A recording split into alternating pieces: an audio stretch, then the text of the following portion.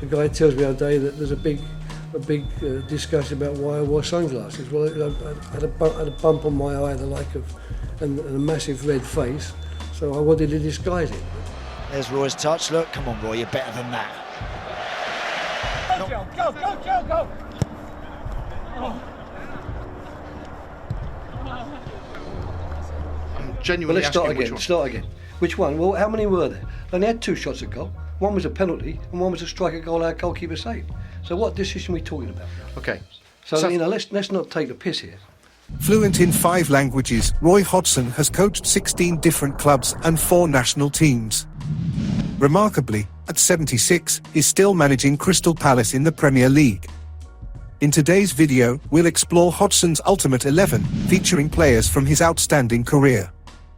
With stints at clubs like Inter Milan, Liverpool, and the England national team, this team, if assembled, would likely secure a Champions League trophy without much difficulty.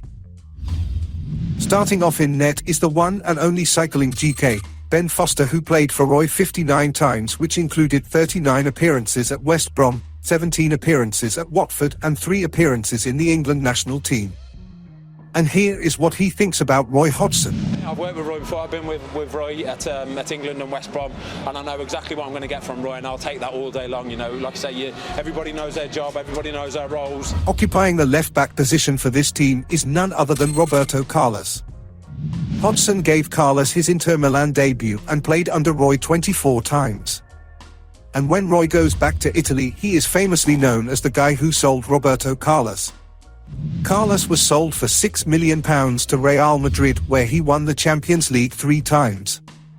And to this day is one of the best free-kick takers of all time. Leading the defence is Jamie Carragher, who had 21 appearances under Roy's management during his tenure at Liverpool. However, Roy's time at Liverpool fell short of expectations, lasting only half a season. Carragher, now recognised for his roles as a presenter on Sky alongside Gary Neville and on CBS with Thierry Henry and Micah Richards, remains a Liverpool legend. Making 739 appearances for the club. Our final centre-back in the team is Chris Smalling, who played 45 times for Roy Hodgson. 26 of them coming from the England national team and 19 during his time at Fulham. John Stones and John Terry just missed out, but I had to include a Fulham player so I could mention the incredible European run he had with them. In 2008, Fulham stayed up by goal difference, and 2 years later they beat giants such as Juventus and Hamburg to get to the Europa League final. Unfortunately, Fulham lost the final in extra time to Atletico Madrid, a team boasting talents such as Diego Forlan, Guerrero, and David de Gea. Completing the defensive lineup is Javier Zanetti, who had 83 appearances under Roy Hodgson while at Inter Milan. In the UEFA Cup final of 1997, Hodgson substituted Zanetti just before the penalty shootout. Initially furious with Hodgson's decision, Zanetti expressed his frustration, but, after taking a few minutes to reflect, he ultimately went and apologised to the manager. This is how the defence looks now. Calling it the weakest part, especially compared to the yet-to-be-revealed midfield and attack, shows the great players Roy Hodgson has coached in his career. The initial midfielder in the lineup is Steven Gerrard, who had 42 appearances under Roy Hodgson, 24 with the England national team and 18 while playing for Liverpool. Hodgson's stint at Liverpool faced challenges from the beginning, with fans expressing a preference for ex-Liverpool legend Kenny Dalglish as the manager. Chants of Dalglish's name echoed in the stands, reflecting a lack of support for Hodgson. There were even rumours circulating that Gerrard intentionally missed a penalty against Blackburn to hasten Hodgson's departure. The following midfielder in the lineup is Wayne Rooney, who had 42 appearances under Roy Hodgson while playing for the England national team. Hodgson's tenure as England's manager spanned 4 years, from 2012 to 2016. He led the team in the 2012 Euros, where England was eliminated by Italy in the quarter-finals through a penalty shootout. In the 2014 World Cup, England finished at the bottom of their group with just 1 point.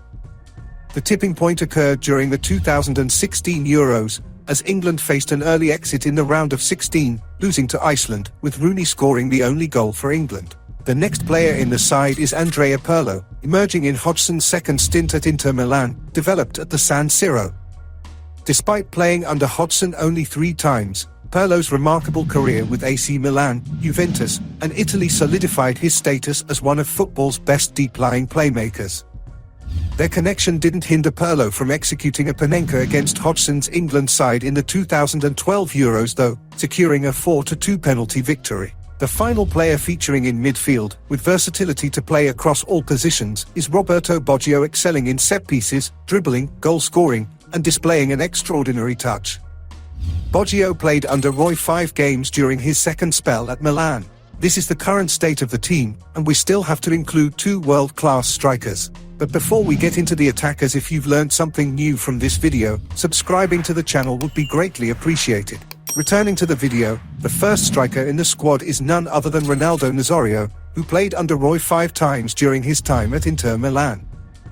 Throughout Ronaldo's illustrious career, he clinched 2 Ballon d'Or awards and 2 World Cups, netting a total of 412 goals for both club and country, and is widely known as one of the greatest strikers to ever play the game. This team wouldn't be complete without featuring Wilfried Zaha, who is the final player in the team.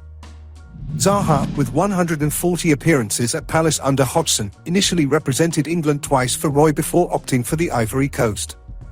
Zaha was a crucial asset to Hodgson during their time together at Palace. Currently, Zaha plies his trade in Turkey for Galatasaray, missing out on a move to prominent Premier League clubs like Arsenal and Chelsea, despite years of speculation. Here's the current lineup, and if you've made it to the end of the video, share your thoughts on whether you believe this team, with all players in their prime, is formidable enough to clinch the Champions League. If you found this content enjoyable, consider watching another video, and, as always, see you on the next one.